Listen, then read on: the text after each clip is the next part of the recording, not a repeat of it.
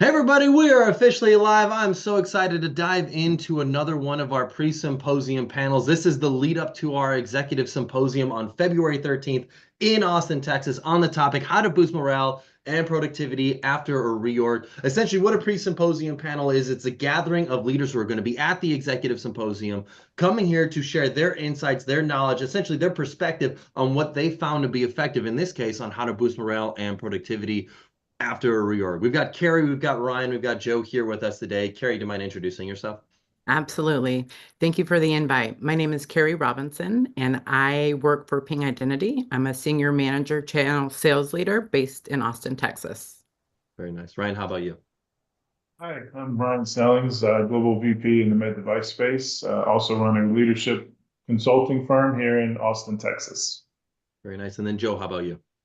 Hi, I'm Joe Shorter. I'm a senior cloud architect with SADA Systems and also a CTO of my own company for digital publications. Very nice. And I'm Garrett Mintz. I'm the founder of Ambition in Motion. And Ambition in Motion, our vision is a world where the vast majority of people are excited to go to work. When they're there, their expectations meet reality. And when they come home, they feel fulfilled. And we believe that starts with leaders, because leaders create the experiences employees have while at work. And so we create communities to empower leaders to be their best selves for their teams. One of the ways we build community is by having executive symposiums and bringing leaders together to discuss topics that are challenging, that are coming up, that are relevant to what we're going through. And gosh, I feel like this topic of reorgs couldn't be more relevant right now. I feel like so many people are being impacted by reorgs. It's almost like January is the seasons of reorgs. No one wants to lay anybody off or make any changes right around the holiday season. But my goodness gracious, I feel like this year more than ever, it's like companies are off to the races to making changes. Now, I think when we think about reorgs, we oftentimes see like the impact on the human perspective of people being impacted by reorgs. But if reorgs were all bad, companies wouldn't do them. There obviously has to be some redeeming qualities to a reorg. And so I would be curious to kick the panel off. What are some of the redeeming qualities of reorgs, and why do organizations pursue them from your perspective of reorgs occurring? And then not only that, but I'd also love to learn, like, what are success stories of reorgs that you've encountered or you've observed? Who wants to go first? That's a great question. I'll go first. What I have seen from a successful merger is really identifying the top culture and really making sure that everyone understands what culture is and what that means to them or what their mission statement is.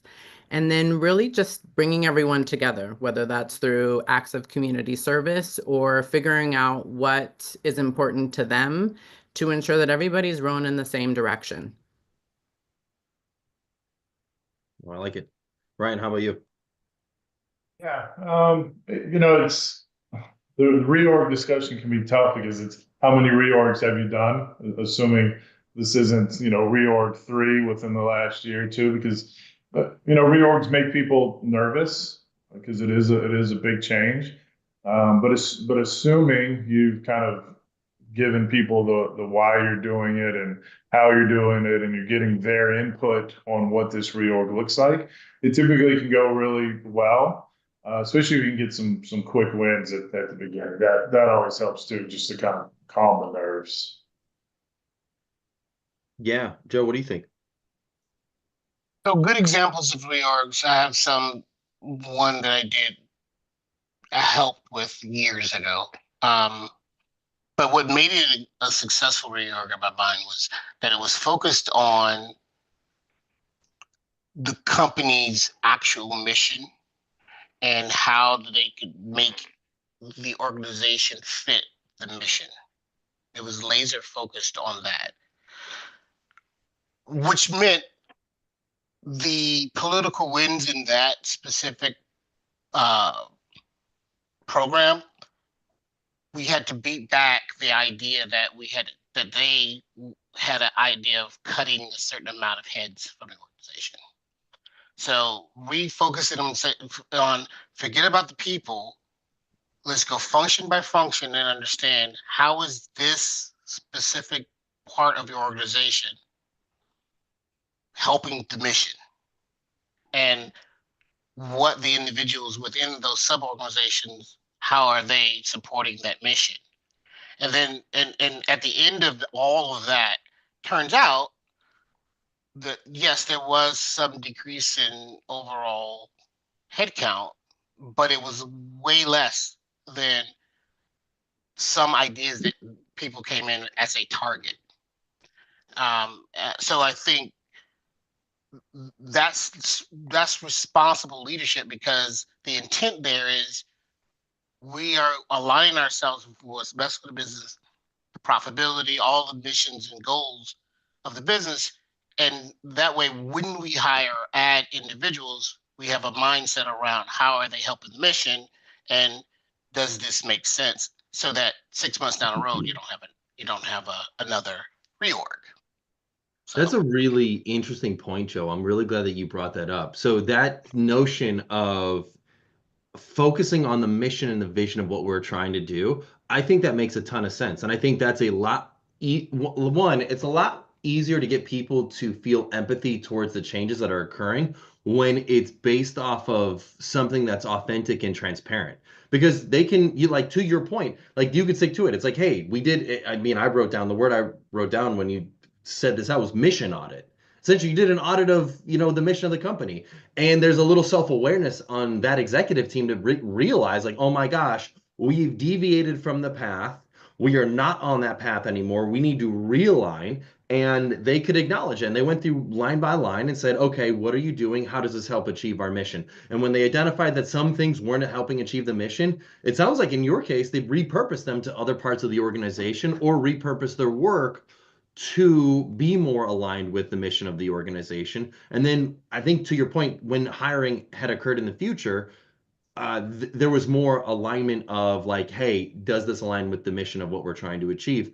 Which I think is a lot healthier than maybe some of the other reorgs or pseudo reorgs that I've been observing. Like, you see this thing of a lot of organizations mandating a return to office policy, and it certainly seems like a culling of the crop. It's like, oh, well, we allowed you to work remotely and you moved away from where HQ is, and are you willing to move your family all the way back to Seattle to come back to work? And if not, then we might have to part ways. But it wasn't our choice; it was your choice, and that, I feel like, is sneaky and deceptive. And I'm not a fan of that. I like what you're saying, Joe, about this concept of transparency in the reorg process. And so, I guess maybe my next question is, what can companies do to practice that transparency in the reorg process? Like, what are key characteristics of healthy, successful executive communication for when a reorg needs to be enacted?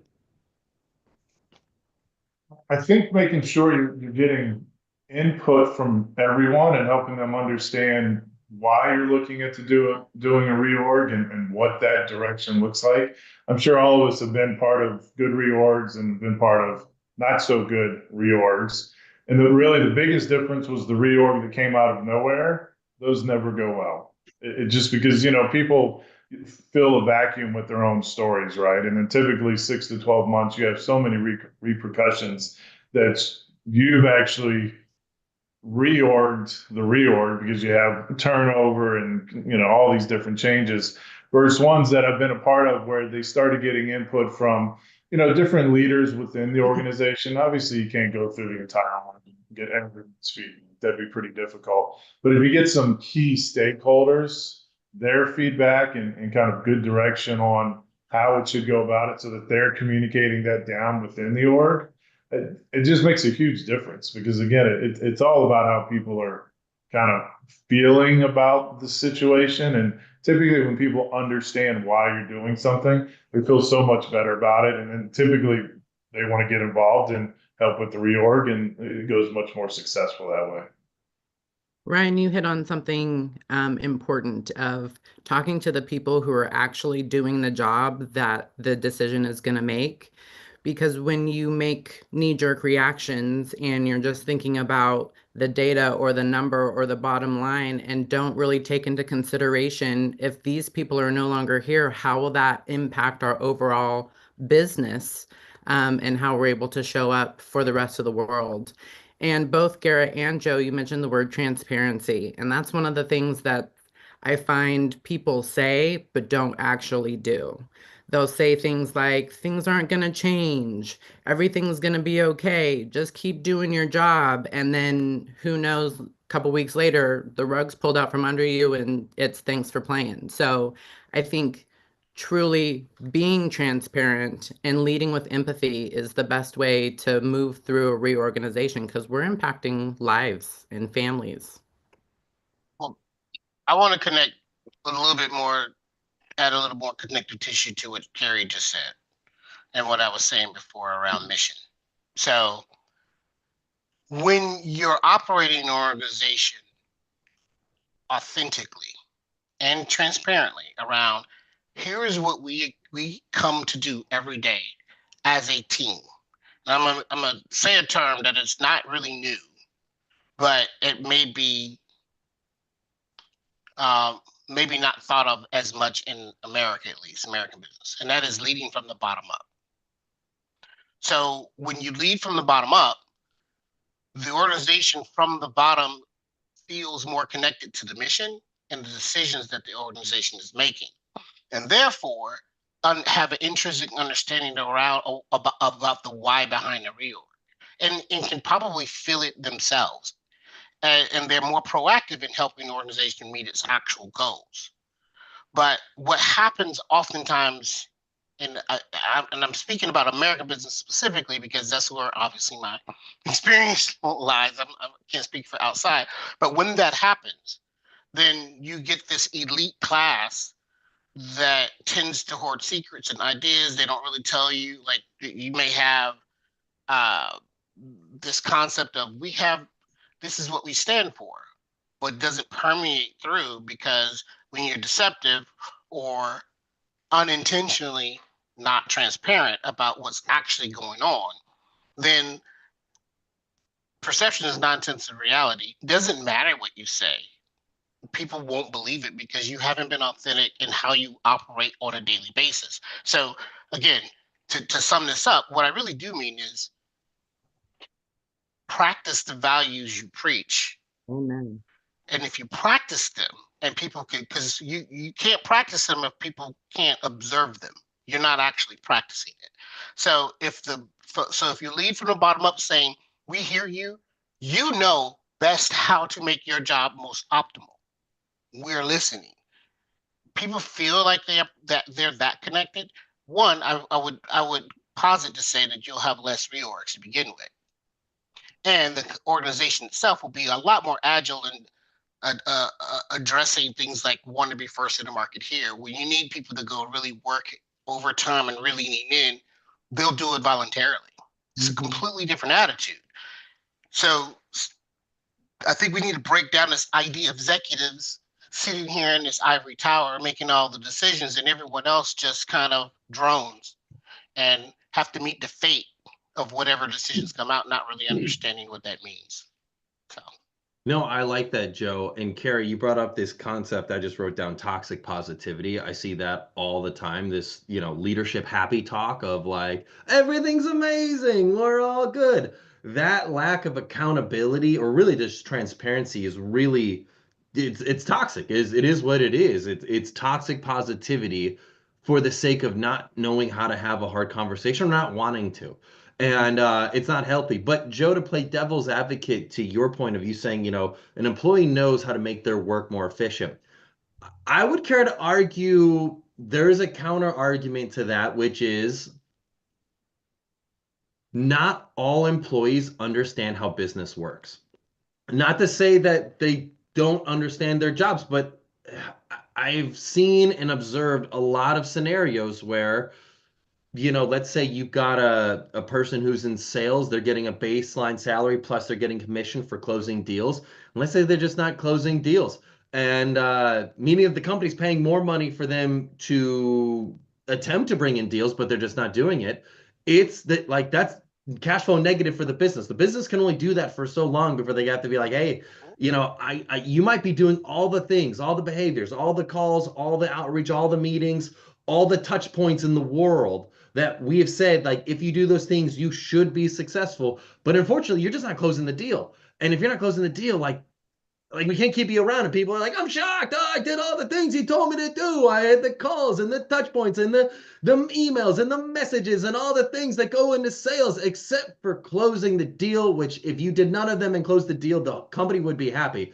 And so I guess the point I'm saying is sometimes maybe organizations don't necessarily have great incentive structures where they're like, oh, if you do these small little tasks that should hopefully lead to this big domino that falls, but if the big domino doesn't fall, then you're going to have to reevaluate the incentive structure because it's not there. But on the leadership executive accountability, they have to be willing to say, we messed up. We thought if you did these things, this would occur. Unfortunately, that's not happened. So we need to restructure some things. Okay, I'm gonna disagree with you. Yeah, tell me more. So I struggle to find anyone who doesn't understand how their business works at the level at what they operate. Because if they don't, that means they weren't really prepared for that job. Every job is their business, and they need to understand that they don't understand what success looks like or how their success helps the business or organization overall. There's a cascade of failure, not just at their level, but also above them in leadership. To your point, there's some leadership failure there, right? But it doesn't change the fact that people know best what they're doing and have a different, I'll say sometimes a better perspective of how to make what they're doing more efficient and potentially even more profitable for a business, but oftentimes feel constrained around the rules the business puts on them, or they don't listen to their ideas. They come and say, well, this is what you must do. Again, that's a failure of leadership. When you have leadership from the bottom up, then that means leadership at all levels are willing to be students, right, of what's happening and think out the box. We used to have these things called blue sky conversations, and those blue sky conversations were for everyone. The point of that is that someone's going to think about things and ideas that are out of the box that you normally operate in. And it could be some of those ideas that accelerate the business toward its mission or goal, or open a whole new pathway of something that was not thought of. And in fact, in past companies, those blue sky ideas, we typically took 3 of them, actually tasked or people within the team to let's go see if we can make something real about that's specific to our organization, our business model, and what we're trying to achieve. And oh, by the way, we reward you if one of these things takes off, right? To your point, a different incentive structure, because the way I did sales 10 years ago may not work today, right? But maybe if I'm selling to a different dynamic or segment of the market that I'm not as connected to anymore, maybe I should learn from them on how do I close a deal for this generation or for this segment that might be different than it was before. Or maybe those old techniques still work, but I have some nuance. I have some other thing. But point being is that I find any idea that the concept of leading from the bottom up doesn't work is telling me in my core, we're dismissing way too much of an organization that powers our organization. Yeah, right? because if you're doing a reorg based off of a process issue, that doesn't fix anything. If your sales process is off, fix the sales process. Don't do a reorg. To me, that's when you lay off 200 people because you were short on your margins for a quarter. I mean, that's like the lazy, easy way to do it. Figure out what the actual problem is. What's the root cause and go after that. The other thing you always see too, and it drives me nuts, is you'll see a reorg because you have a leadership problem in parts of your organization. Instead of fixing that specific leadership problem, you do a reorg and you just move the problem somewhere else. A reorg needs to be because you specifically identified the way to make the company overall more efficient. If you're doing a reorg to fix a people problem or a process problem, reorg is not going to work. You just reorg the process and reorg the people, and that does you no good. And unfortunately, you see that a lot because, again, the first thing executives tend to go after, because they're leading from the top to bottom and not like Joe saying bottom up, they don't look at all these other dynamics. They look at a spreadsheet and they say, oh shit, we have a problem. Let's get rid of people and let's reorg leadership. You didn't fix anything. You just delayed a problem that you have. So I'm kind of with Joe on the leading from the bottom up, because that's where you really understand the business. That's where all your different dynamics are that make the business work. That's the people that really understand the process. They should be providing input. Executives make the decision based off of that input. If you're only getting the input from the top down, typically you're not actually solving the problem. And you're hearing typically what you want to hear because they're Exactly. just trying to be in the pocket. Yeah, absolutely right. Yep.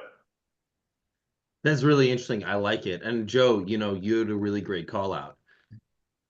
At the end of the day, if an individual employee doesn't understand how their business like their individual, like what I do on an individual basis impacts the greater organization, that's the fault of the organization.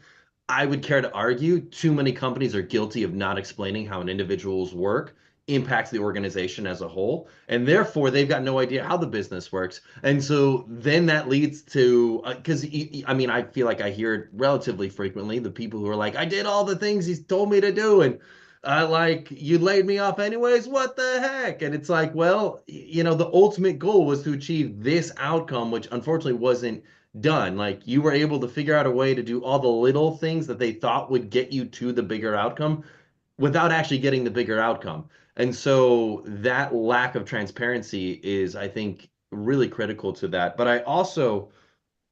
I think, Ryan, to your point about how to fix the root cause of the issue versus doing mass layoffs, I think a lot of companies, like the question, it's always a question of time.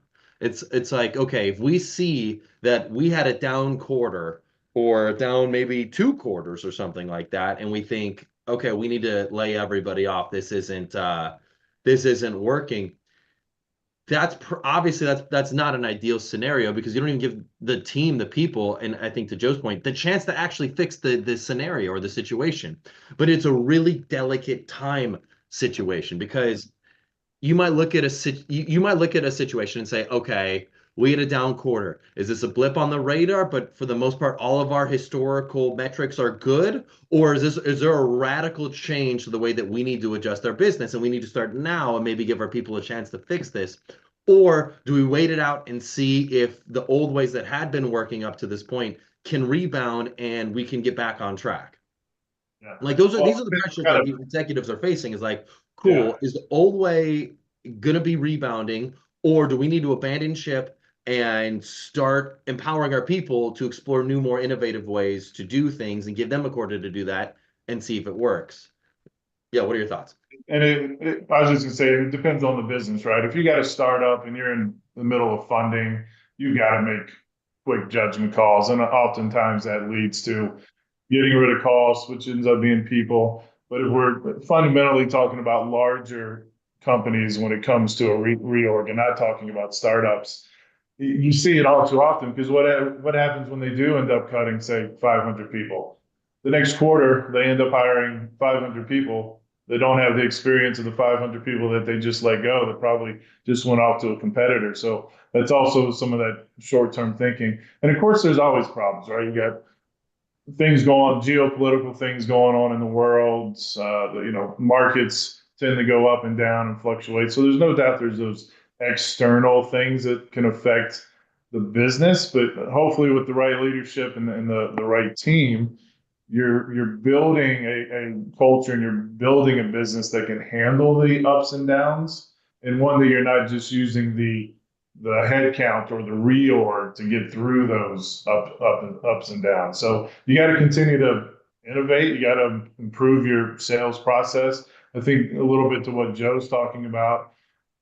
A lot of companies, how they train is not very good. So if you do have people that don't understand the business and don't understand what they're doing, that's not the people's issue. That's the company's issue of not getting them properly prepared so that they can better support your customers. So obviously, it's easy to say it's one thing or the other, and there's always a lot of different variables. You just hate to see a reorg happen without looking at what all those variables are first. And Garrett, you mentioned two options, either go back to the old way or start fresh. But there's also a third option of what worked with the old way, where do we want to go, and what can we do to get there? And we can come up with a new way that still has some metrics of what success looked like from the old days and can bring that forward, as well as here's some new things we want to achieve and get everyone on board. Because to Joe's point, you can absolutely lead from the bottom. You don't have to have a leader title. It's how you show up. I'm gonna say something a little, maybe potentially a little controversial, because you know me, Garrett. um, there is I think, just observationally, so it's just Joe's opinion, a massive problem with mediocre executive leadership in business. And here's what I mean. As a CIO or CTO, more CIO in this scenario, and CEO and board advisory boards, their job is to look into the future and plan for the future. Their job is to look at mega trends and understand how those things will impact their organization specifically and how to prepare for those things. Now, is that to say that I can prepare for a natural disaster? Actually, yes, you can.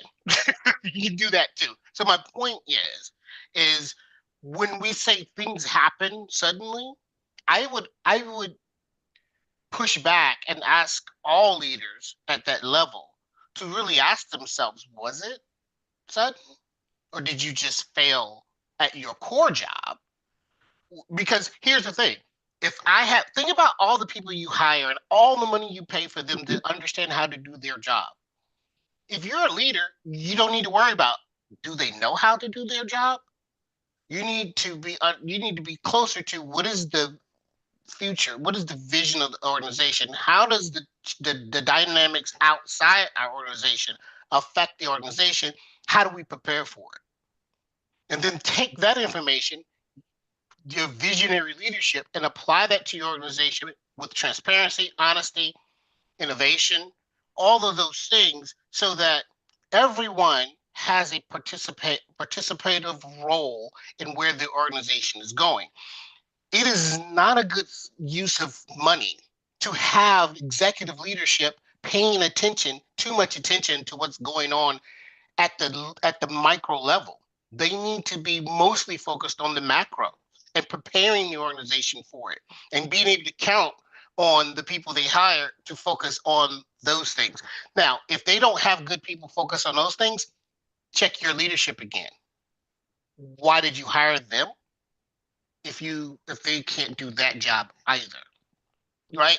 The best advice I got from one of my bosses was, if I'm working at your job, you are failing at your job. It's pretty straightforward. Their time shouldn't be spent doing the thing they did 20 years ago. Right? So I don't know how, maybe it felt a little controversial for me. No, I like it. I think what you're saying makes a ton of sense. And, you talk about this concept of mediocre executive leadership. And, Kerry, you bring up this concept of, is there a hybrid solution into all of this? When I think about practical solutions based on what all three of you are saying, the one thing that comes to mind is this concept of creating almost like tiger teams or pilot situations. So, like, Joe, to your point, a reason why a mediocre executive is a mediocre executive is because he or she fears the board. They're like, oh my gosh, if I make a wide-ranging decision and I'm wrong, I'm fired. I'm toast. Which is why you see a lot of delay. I don't want to make a big decision. And then all of a sudden mass layoffs because, the board has made a change. I think, I don't know, someone recently told me about like the 3 letters story of like an executive has like 3 letters and so passes it down to his predecessor. And he's like, whenever you get in trouble with the board or with the organization, open up letter 1. And the first letter says, uh, you know, fire your No, it's the first one is blame your predecessor. blame your predecessor. That's it. That's it, Joe. Blame your predecessor. Blame me. Second letter is have a reorg. Third letter says prepare 3 letters. Exactly. Yep, that's the one. So no, that's so the reason why I bring all that up is it seems like executives, especially that are mediocre, they're seeking to not get fired by the board, so they have to manage the risk. But at the same time, they know change needs to happen, and they know that waiting until the very last second and then having a reorg and a mass layoff and everything, it might save their job temporarily, but isn't the actual overall solution. It's like putting a band-aid on a hole in a boat. Like it might stop water from coming in for a couple minutes, but it's not going to stop the water from gushing in and sinking your boat. And so the thought I have is maybe as a solution to all this is a hybrid option, getting small pilot teams that try new ideas to see if one of them works. And then if you discover something works, you then widely roll it out because you've at least got some data points that show, hey, there's some success here and that there could be opportunities for us to widely roll this out versus the wide scale. Hey, I know we've never done this before. We've got no data points to prove that this is actually going to work, but we're going to widely roll it out and see what happens because something's got to change. I don't know. What are your thoughts on this pilot tiger team? Some people have referred to as like. What are your thoughts on that? As like a practical, tangible solution an executive could take that could minimize the risk to the board, but give them an actual sustainable solution moving forward when they notice some challenges are arising. I can say I have had that experience. I was the test pilot. I was tasked at a former employer to onboard managed service providers. And within the first 30 days, I was able to onboard 30 partners. And then during the hiring freeze that we had at that organization, they were like, we need to put 10 people behind her because this is about to be big. And so you absolutely can do that as far as proving out success, but you can also fail fast as well. Instead of trying to completely redirect everyone to go in a completely different direction, let me just send one. And if they can blaze a path, then we'll send more. That's a great idea. I think that model, Garrett, as this practical example that Kerry gave, I've also been in organizations that done similar things, and typically the barrier to that is organizations who are so expense profit minded. They think, well, I'm not exactly sure what I'm going to get out of putting money into this, so they tend to invest less money in it. And so the term "put the money where your mouth is" actually is true, right? Organizations, if you're executive, you're operating, to your point, I think, quarter by quarter, because that's how the numbers come out. You are necessarily not investing for the future and not thinking as an executive who understands that that's not how the world works, right? That may be how the finances work. And again, which is why you get paid the big bucks, figure out how to achieve your quarter results, but also help set realistic ones to begin with.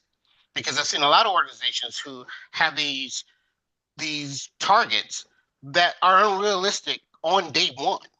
Mm-hmm. And I don't know, I don't know if that was intentional so they could justify a layoff in the future, to be honest. But the point being is that, again, what we're really talking about is that there's at least 2 failures of leadership. One is actually, that's what I mean about mediocre leaders, right? They don't really do a lot. They're mostly a figurehead, and they're mostly trying to survive for their own sake, and therefore don't really benefit the company overall. And the other failure is not being the type of leader who invites other intelligence into the conversation, right? Who's the smartest person in the room? The person who's just have a high IQ, or the person who realizes, I don't know everything? I need a lot of other high IQs in the room. Like, who's really the most intelligent person there. I can tell you the most influential leader there would be that individual, right? Because there's a concept that as great as you may be individually, you can only affect a small circle. Eventually, your ability to affect a larger thing wanes, especially as an organization gets bigger. The only way to, and a lot of startups actually experience this, they get to a certain level of growth and struggle to get beyond that level of growth. And the problem is they hold on too much to all the decisions and the thinking, and are incapable of bringing in others and sharing that to the extent where that collective intelligence takes the entire organization much further because of the collective intelligence, right? So I said a lot of things there, but my point is that there's this is what I really mean by mediocre executive leadership, is that they're they're focused inward on them more than they are on anything else. Well, then maybe what you're almost saying is, yes, they're focused inwardly on them, but also there's a challenge with the board and getting the grace to actually have innovative opportunities. And so maybe a rule of thumb should be 1% of your employees should always be in some form of test pilot mode. And it doesn't have to be the same employee every single time. There's not like one person dedicated to being in an innovation role, but it maybe a rule of thumb is like 1% of your employees, where it's like materially not an enormous part of your company, but for every 100 employees, you got one person who's in some form of pilot experiment of sorts, where they're observing something's an issue with the business, and they've said, hey, we want you to go out, figure out if this works. If it doesn't work, it's all right. We can eat your salary and put you back to your old job and try someone else at another thing or at the same thing, but maybe they get different results. I don't know. But it seems like this concept of having a pilot situation is really critical for organizations to stay innovative and on top of the newest trends, because if you don't, you will be left behind. But also, when it comes to actually getting adoption of others in the organization, you can point to that person and say, they were able to achieve these results. I think you can too. And I feel pretty confident that as we have more people applying this way of behaving, that we can actually drive greater revenues for the business. But the whole wide scale, we're totally changing everything, this is the new way of working, I think we can all agree, very low likelihood of success. Yes. Yeah, I don't know if I want to necessarily set 1% of the org that's usually what they do. I think kind of what Kerry said, she nailed it when you said with these tiger teams, you fail fast. You fail fast, you fix fast, you win fast. And typically the tiger team, even if they fail, it's not a significant impact to the company. But a really good tiger team is going to have different people on it depending on what the different problems are, because it's too hard to have, you know, 2 or 3 people that you pull to the side that are always going to fix all these different problems because they don't have the expertise or the background. You need the people that are in the middle of that problem or process to be part of that tiger team. So I think it's always going to change just depending on what the issue is you're dealing with. But Kerry nailed it when she said fail fast. That's the best tiger teams I've seen. They come back 2 weeks later. Either they say we just completely blew this up, it didn't work, but then they go back and, you know, give it a second try and figure out how to fix it. Those have been the best tiger teams I've seen. Amazing. And I only said 1% is just like a rule of thumb, because Sure. like it's like Google's 10% time or 20% time, whatever they call it. It's like if you got a rule that you have to follow, then you don't get into a lull. You don't get into the routine of every day of like, yeah, we have some cash allocated to Tiger stuff whenever we get to the Tiger time.